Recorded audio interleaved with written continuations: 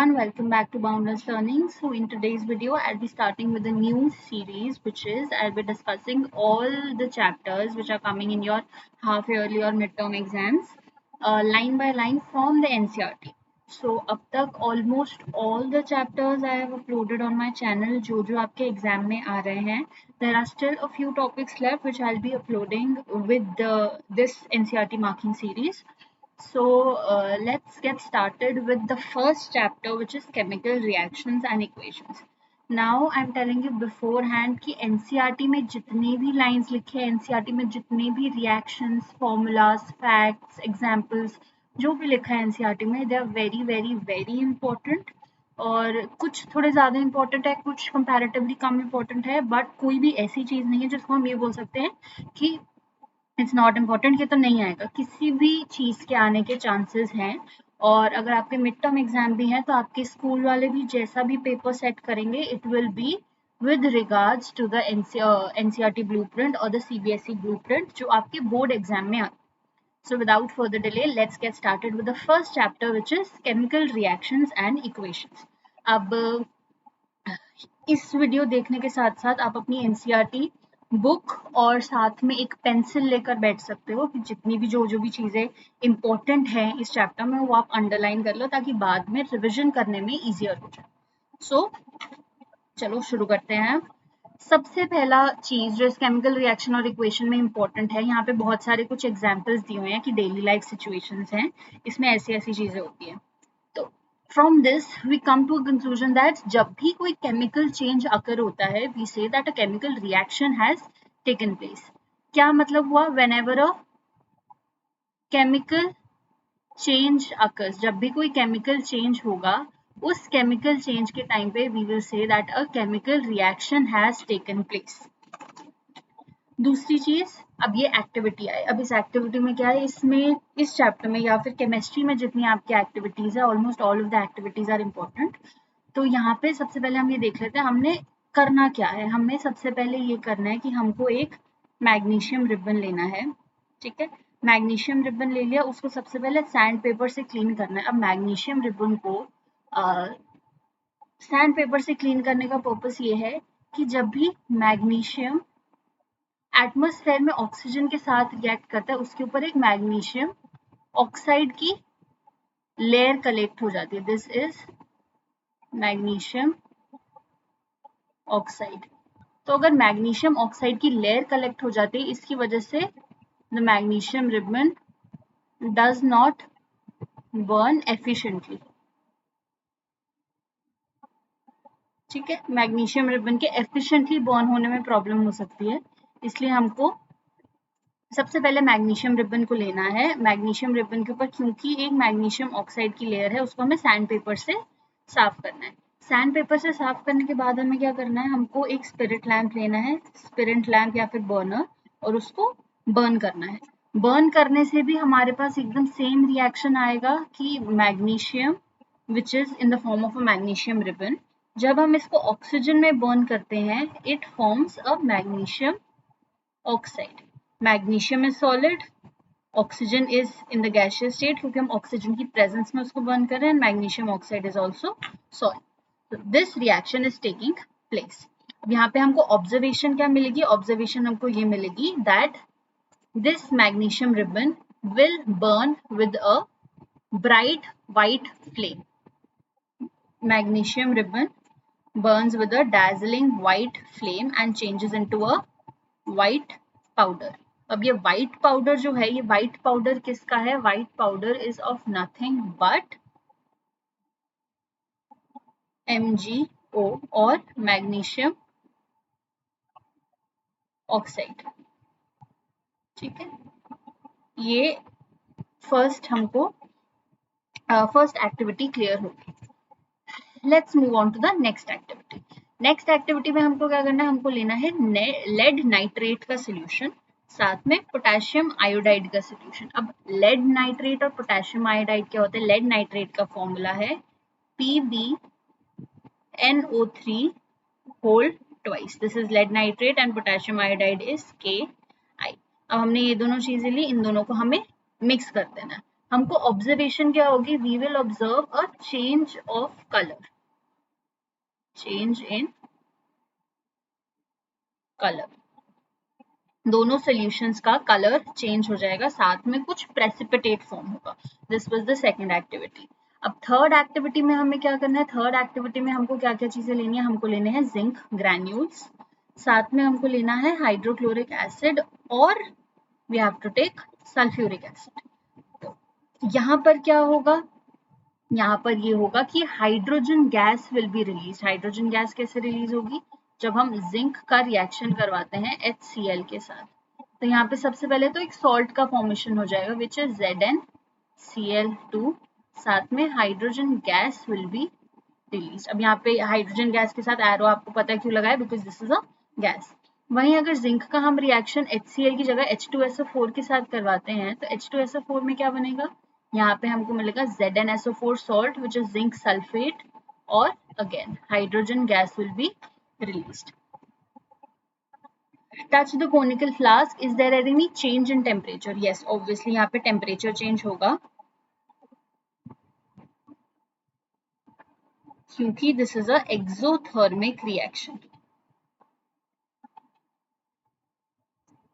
क्योंकि exothermic reaction है तो यहाँ पर एक टेम्परेचर चेंज होगा।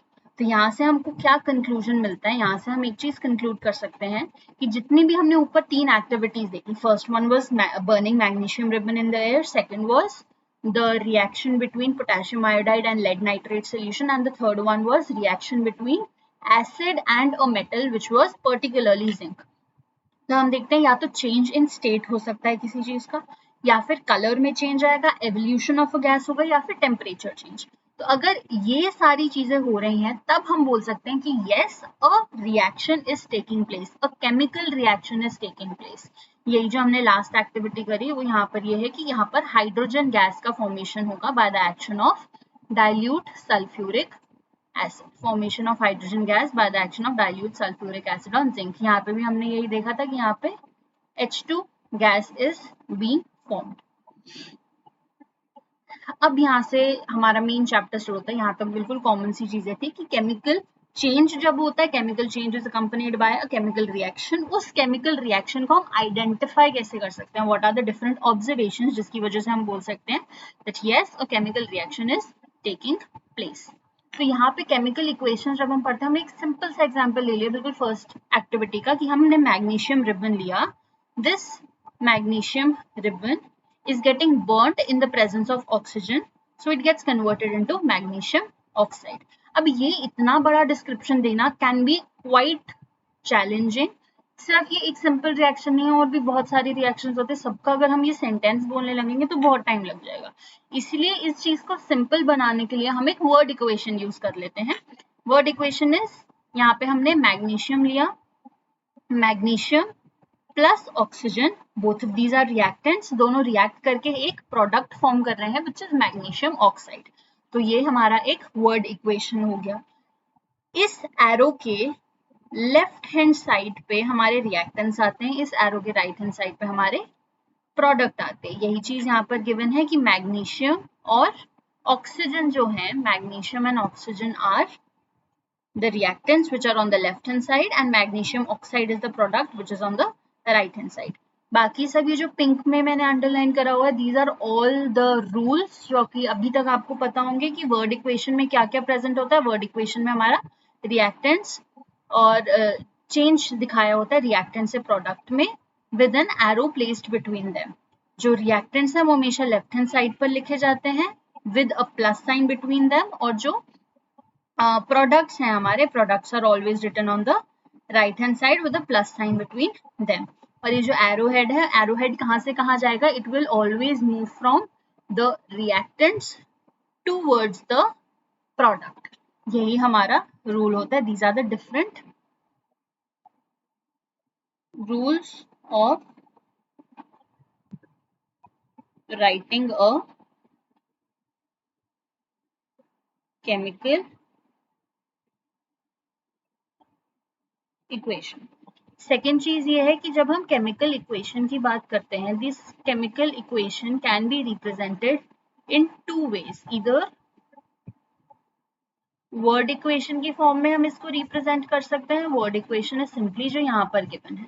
सेकेंड जो है हम इसको केमिकल या फिर फॉर्मूलाज की टर्म में भी मेंशन कर सकते हैं। जैसे यहाँ पे मैग्नीशियम प्लस ऑक्सीजन है, मैग्नीशियम का सिंबल होता है Mg, ऑक्सीजन का सिंबल है O2, मैग्नीशियम ऑक्साइड का सिंबल होता है MgO। तो ये रिएक्शन ऐसे भी लिखा जा सकता है कि Mg plus O2 gives us MgO। यहाँ पे भी एकदम सेम चीज है और उससे भी ज्यादा कम टाइम लगा, वर्ड इक्वेशन से भी ज्यादा हमको कम टाइम लगा इसको लिखने में। So this was it. उसके बाद आता है राइटिंग केमिकल इक्वेशन। अगेन यही अभी हमने डिस्कस किया कि हमको जब केमिकल इक्वेशन लिखना होता है, there is also shorter way of representing chemical equations, जिसमें क्या है शॉर्टर वे, जिसमें हम सबके फॉर्मूलाज मेंशन कर सकते हैं। So above word equation can be written as Mg plus O2 gives MgO। अब यहाँ पे अगर हम दोनों साइड पे अपने नंबर्स को कंपेयर करें कि कितने एटम्स हैं, आप LHS में देख लेते हैं which is the reactant side, और RHS में देख लेते हैं which is the product side. Mg के एटम्स अगर हम काउंट करें तो लेफ्ट हैंड साइड पे 1 है और राइट हैंड साइड पे भी 1 है, बट O के एटम्स कंपेयर करें तो लेफ्ट हैंड साइड पे 2 है और राइट हैंड साइड पे 1 है। तो this is a unbalanced, also known as a skeletal chemical equation. तब इस स्केलेटल केमिकल इक्वेशन या फिर अनबैलेंस्ड केमिकल इक्वेशन को हमें बैलेंस करना है। बैलेंस करने का यहाँ पर पर्पस क्या है? बैलेंस करने का ये पर्पस है कि आपने 9th में एक रूल पढ़ा था। वो रूल क्या था? That rule was, if you remember,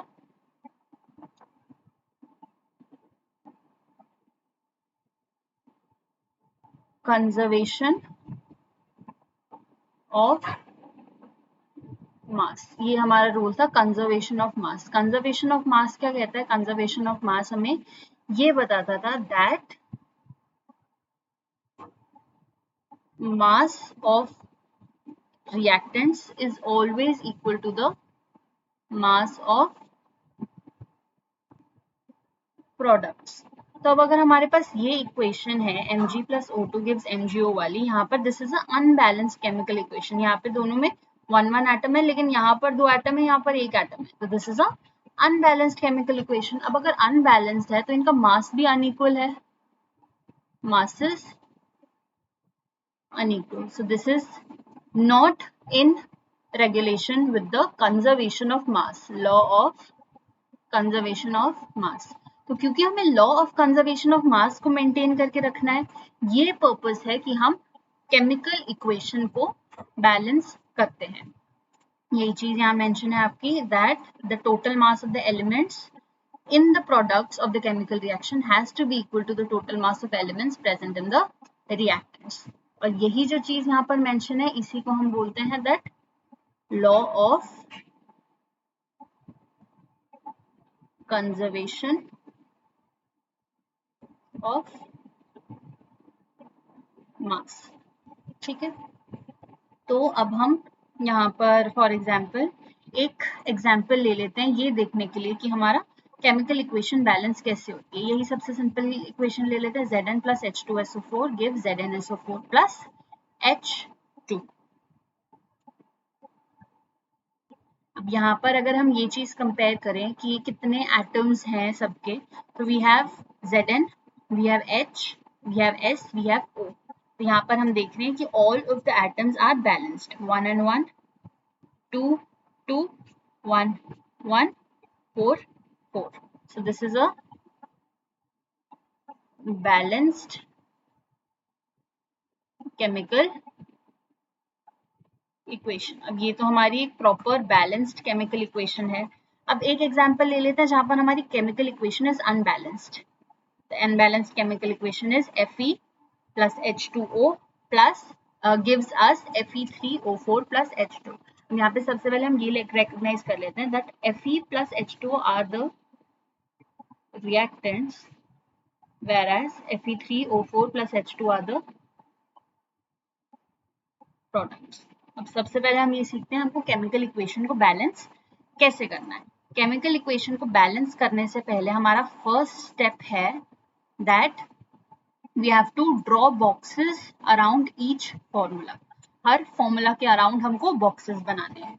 ठीक है, हम बॉक्सेस बना लेते हैं। सबसे पहले हमारे पास इक्वेशन थी Fe plus H2O gives us Fe3O4 plus H2।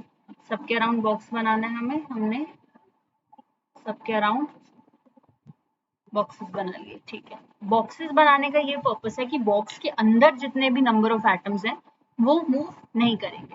ठीक है, बॉक्सेस बना लिए। अब सेकंड रूल ये होता है, सेकंड स्टेप हमारा ये है कि हमको नंबर ऑफ एटम्स काउंट करने हैं डिफरेंट एलिमेंट्स के। नंबर ऑफ एटम्स अगर हमको काउंट करना है तो हम एक टेबल बना लेंगे जहां पर we'll write the element, we'll write the number of atoms on the left hand side, we'll write the number of atoms on the right hand side. तो यहाँ पे हमने Fe, H और O ले लिया। लेफ्ट हैंड साइड पे Fe के atoms कितने हैं 1, लेफ्ट राइट हैंड साइड पे Fe के एटम्स कितने हैं 3, लेफ्ट हैंड साइड पे H के एटम्स कितने हैं 2, राइट हैंड साइड पे H के एटम्स हैं 2, लेफ्ट हैंड साइड पे O के एटम्स हैं 1 और राइट हैंड साइड पे O के एटम्स हैं 4। अब यहाँ पर हम क्लियरली देख सकते हैं that H is balanced but Fe और O बैलेंस नहीं है। तो हम इनको बैलेंस करना शुरू करते हैं। बैलेंस कैसे शुरू करेंगे? हम बैलेंस करेंगे using numbers by multiplying it with the atom. कैसे मल्टीप्लाई करेंगे? तो often ये convenient होता है to start balancing with the compound that contains maximum number of atoms। जैसे Fe यहाँ पर सबसे ज्यादा है तो सबसे पहले हम ऑक्सीजन सबसे ज्यादा है तो सबसे पहले हम ऑक्सीजन को बैलेंस करना शुरू करते हैं। वेट, इसको एक नए शीट पे समझ लेते हैं, then we'll come back to the NCERT. देखो हमारे पास इक्वेशन थी Fe plus H2O gives us Fe3O4 plus H2। इसके बाहर हमने बॉक्सेस बना लिए ताकि इसके अंदर के जो एटम्स हैं हम उसको ना छेड़ें। Okay, done. ये हो गया हमारा step 1। Second step is to count all the number, all the atoms. यहाँ पे हम एक टेबल बना लेते हैं जहाँ पे हम लिखेंगे एलिमेंट्स, यहाँ पे लिखेंगे लेफ्ट हैंड साइड, यहाँ पे लिखेंगे right hand side. Now let's count the number of atoms. और सबसे पहले ये लिख लेते हैं कि कौन कौन से एलिमेंट्स हैं हमारे पास, Fe, H और O। Fe के यहाँ एटम्स कितने हैं 1, यहाँ पर भी, यहाँ पर 3, यहाँ पर H है 2 लेफ्ट हैंड साइड पे और राइट हैंड साइड पे H है 2। Okay, balanced. O यहाँ पर है लेफ्ट हैंड साइड पे 1 और राइट हैंड साइड पे 4। Now third step is to start balancing. Balancing start करने के टाइम पे हम क्या करते हैं? बैलेंसिंग स्टार्ट करने के टाइम पे हम उस एटम से शुरू करते हैं which have the maximum number. Here it is O। O को हम बैलेंस करना शुरू करते हैं। O को बैलेंस कैसे करेंगे? यहाँ पर अगर 1 है, यहाँ पर 4 है, इसको अगर मैं 4 से मल्टीप्लाई कर दूं इट विल बी 4। ओके, तो लेफ्ट हैंड साइड पे जहां पर O लिखा है उसको 4 से मल्टीप्लाई कर देते हैं, 4 नंबर लिख दिया उसके आगे। ठीक है, बट अगर 4 लिखा है तो यहाँ पे H2 का भी नंबर चेंज होगा। यहाँ पे पहले कितने थे? H was 2, अब 4 into 2 इट बिकेम 8। अब O तो बैलेंस हो गया हमारा, but now the H and Fe are not balance. तो सबसे पहले H को बैलेंस करते हैं। यहाँ पर 8 है, यहाँ पर 2 है, इसको मल्टीप्लाई कर देंगे 4 से। तो यहाँ पर जहाँ H है उसको हमने 4 से मल्टीप्लाई कर दिया, तो यहाँ पर भी 8 हो गए, यहाँ पर भी 8 हो गए। Okay, H is also balanced. अब Fe को बैलेंस करना है तो यहाँ पे Fe को लेफ्ट हैंड साइड पे 3 से मल्टीप्लाई कर देते हैं, 3 से मल्टीप्लाई कर दिया। So the final balanced equation came out to be, Fe भी बैलेंस हो गया, the final balanced equation came out to be 3Fe plus 4H2O gives us Fe3O4 plus 4H2। This is the final balanced chemical equation। अगर आपको ये compare करना है कि ये इक्वेशन बैलेंस हुई है या नहीं, तो हम सारे एटम्स को काउंट करके देख सकते हैं। Fe के यहाँ कितने एटम्स है 3, यहाँ कितने एटम्स है 3, H के कितने एटम्स है 4 into 2 8, 8 atoms, 4 into 2 8 atoms, 4 okay atoms हैं, ओके, और यहाँ पे भी 4 ओके एटम्स है। So this is completely balanced. अब वापस आ जाते हैं हम अपनी एनसीईआरटी पे। यहाँ पे स्टेप 3 में क्या किया, स्टेप 3 में जो सबसे मैक्सिमम नंबर ऑफ एटम्स थे उसको हमने बैलेंस कर लिया, O। तो O को बैलेंस करने के लिए हमने यहाँ पे 4H2O लगा दिया था, यही चीज हमने करी। उसके बाद Fe और H के एटम्स बचे, Fe और H के एटम्स को हम बैलेंस करेंगे। तो सबसे पहले हमने शुरू किया H एटम्स को बैलेंस करना। H के लिए हमने यहाँ पर लगा दिया 4H2, तो ये भी बैलेंस हो गया। So this is the now a partially balanced equation. आगे अब हमें F को बैलेंस करना है, Fe आयरन को बैलेंस करना है। आयरन को बैलेंस करने के लिए हमने यहाँ पे 3Fe लगा दिया। So this is the final balanced chemical equation. Now we know that the number of atoms of elements on both the sides of the equation are equal. अब इसी equation को हम बोलते हैं that this equation is now balanced. और ये जो method है बैलेंस का, इसको हम हिट एंड ट्रायल मेथड बोलते हैं, क्योंकि हम यहाँ पे नंबर्स को बस स्मॉल होल नंबर्स को एज कोएफिशिएंट यूज करके we are balancing the whole of the chemical equation. The next step is to write symbols of physical states. जो भी physical state है उसके हम symbols लगा देंगे just to make a chemical equation more informative. तो जो हमारी 4 states हैं, gaseous, liquid, aqueous and solid state, इसके लिए हम symbols use करते हैं G, L, AQ and S. तो यहाँ पे iron is in the solid state, water is in the gaseous state, मतलब steam use कर रहे हैं हम, और Fe3O4 which is ferrous oxide is in the solid state and H2 is obviously in the gaseous state. So this is the whole equation with all the physical states mentioned.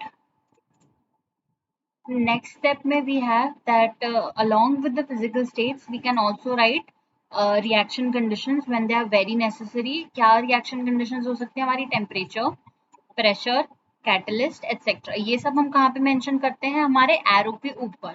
For example जैसे ये equation है, carbon dioxide, carbon monoxide plus H2 reacts at 340 atm, 340 atmospheric pressure to give us CH3OH, which is methanol. Next we have the equation of photosynthesis. ये photosynthesis की equation है, आपने chapter 5 में ये पढ़ा भी होगा. This is the equation of photosynthesis, जिसमें carbon dioxide and water molecules are reacting in the presence of sunlight and chlorophyll to give us glucose, oxygen and water. Using these steps, can you balance the equation 1.2 given in the text earlier? अब एक बार equation 1.2 हम देख लेते हैं and then we'll try to balance it.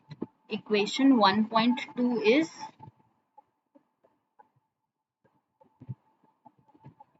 ये. This is equation 1.2. Mg plus O2 gives MgO. इसको भी हम बैलेंस करने का ट्राई कर लेते हैं. Mg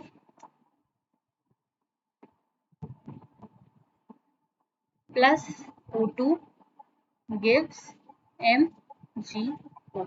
सबको हम डाल देंगे सबसे पहले बॉक्सेस में. काउंट कर लेते हैं LHS पे कितने एटम्स हैं और RHS पे कितने एटम्स हैं. Mg and O. Mg है यहाँ पे 1, यहाँ पे 1, यहाँ पे 2, यहाँ पर 1. सिंपली हमको क्या करना है, इसको 2 से मल्टीप्लाई करना है. तो अगर राइट हैंड साइड पे यहाँ 2 से मल्टीप्लाई करेंगे तो यहाँ पे ये भी 2 हो जाएंगे, इसलिए इसको भी 2 से मल्टीप्लाई कर देते हैं. So the final balanced chemical equation comes out to be 2Mg plus O2 gives 2MgO. This is the final balanced chemical equation. Okay, so I hope this balancing part was clear to you. The next topic which we have to see is the types of chemical reactions. So I'll be discussing the types of chemical reactions in the next video, so kindly stay tuned. जितना अभी हमने discuss किया, kindly mark those in your NCERT, kindly revise, and if you want me to discuss the in text questions, do comment or message me on the email id which is boundlesslearning17@gmail.com. Thank you so much for watching. Keep learning and stay tuned for the next video, which will be the types of chemical reactions, and also stay tuned for the further videos that we'll be discussing on this channel with the NCERT marking series. Thank you so much for watching. Keep learning.